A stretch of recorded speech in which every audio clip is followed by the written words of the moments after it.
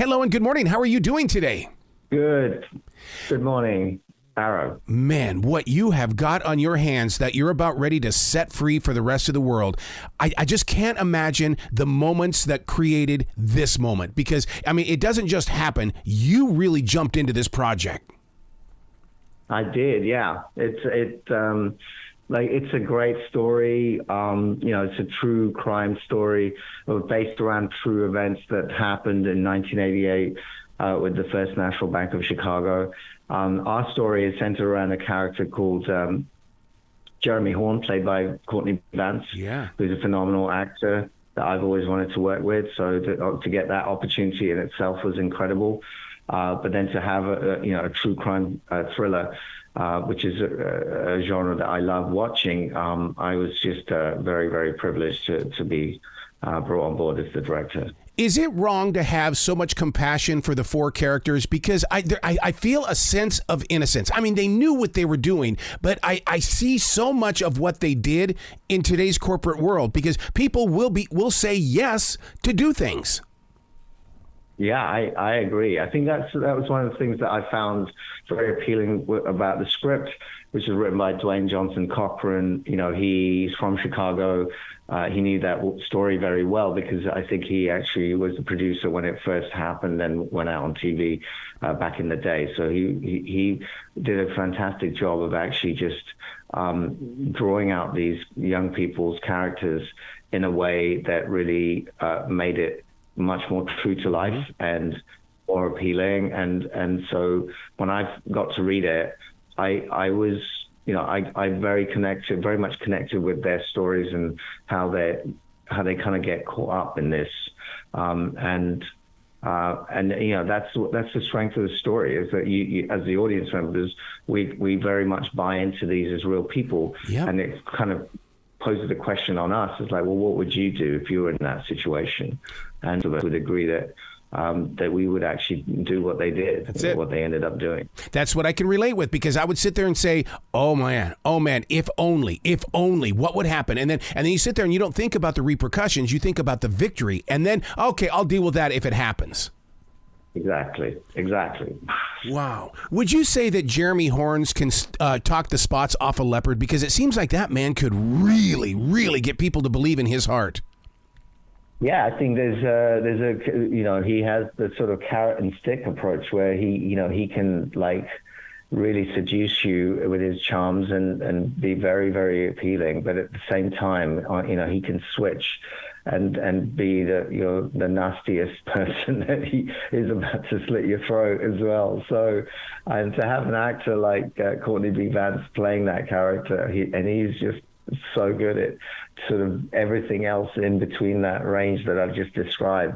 And he just plays it pitch perfect so that we never ever understand there's one moment in the movie where we actually maybe get a glimpse of his true self. Wow. But even that, you kind of wonder whether did he just put that on to get the kids to come on board or not. That's it's that that's what I love about it. It's like you just don't know where you stand with this character, and that's what we make visible in the movie. I got to tell you, one of the invisible actors in this movie is the music. There's something about this music inside this movie that really captures my attention. And I mean, because we're not in this age of movie soundtracks anymore, but I still listen to the music because it carries me forward with the story.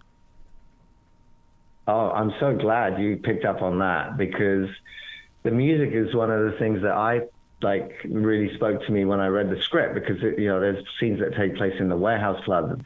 It's 1988 in Chicago, and I was DJing at that time, and I was buying this music. I was listening to it. I was playing it, and so I was very aware of the importance of Chicago 1988 and the Warehouse Club. So for it to actually show up in a screenplay that I'm about to direct was just incredible for me personally, because I still have those records from back in those days. And so I wanted to incorporate some of that music into the film to bring that authenticity to that time. And then we used some other needle drops from around that time to to give it the vibe of the whole movie. And then, you know, I worked with a composer called The Angel, who I've worked with for many years, and she's phenomenal. And she was able to basically, you know, do an incredible score for just a crime thriller, which is super propulsive and just keeps you on the edge of your seat, but also to have it sit alongside these needle drops and make sure that it just all felt very cohesive. That explains a lot, because people because I'm a DJ as well, and the thing is that there's a rhythm that we live in our everyday life and everything that we do, especially when it comes to storytelling. The pauses and the things that, and the rhythm of the way that people spoke inside this. I mean, you got it down because you hear the music constantly in your head. Yeah. That's true. I mean, you know, now more than ever, people just have their, you know, earpods with them, and they just, you know, listening to music all the time. But for me, you know, it was an important part of the puzzle of how to, you know, my vision for the movie and how I wanted it to look and sound. The sound is just as important for me as the visuals. One of the greatest attractions of this is the mystique of technology, because this is before we had the security that we've got today. And to me, it's like, oh my God, I'm stepping back. But a lot of people never experienced life before today's security. It's true. I mean, you know, that's what I found amazing when I realized that this is how the actual crime took place, that the scam took place, is that it wasn't happening more often and more frequently. Right. And the fact that literally after this incident, computerized banking came in, so it was impossible for them to do what they did. Just felt like it was like a perfect storm of events for them to actually, in a way, to prove that it could be done, you know, and here we are talking about it all these years later. But because it could easily have not happened and not worked, and we would never be making a movie about it. But the fact that he pulled it off and it did work showed the vulnerability of that old system. The line that's still planted in my heart right now is this one here. If they pull it off, they'll never get to live in Chicago again. And you know, I sit there and I go, oh my God, how many times have we individually said that? If we pull this off, our lives here, we may not be here anymore.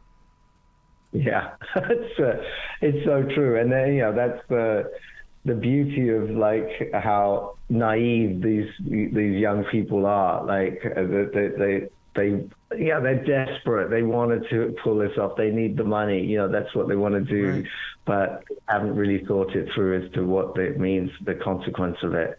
And you know, and Jeremy's right there to exploit that sort of naivety, but he, you know, he gets them what they want. So you'll have to wait and find out what happens.